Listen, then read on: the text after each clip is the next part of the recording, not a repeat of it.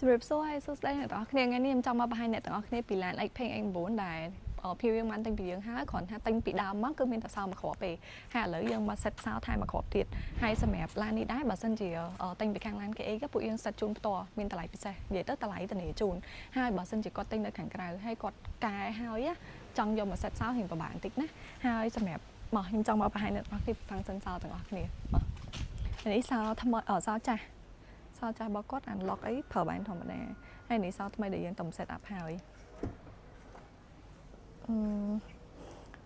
បើកទ្វារបិទទ្វារទាំងសងខាងហើយបើកអូតូគូតក្រោយ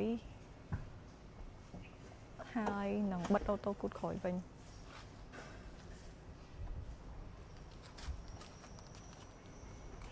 ចឹងអរគុណអ្នកទាំងអស់គ្នាហើយបើសិនអ្នកទាំងអស់គ្នាមានចង្អុលអីតាក់ទងជាមួយនឹងការកំងឡានឬមួយក៏បញ្ហាផ្សេងៗអាចតាក់ទងមកកាន់ឡាន KX បានណាអរគុណ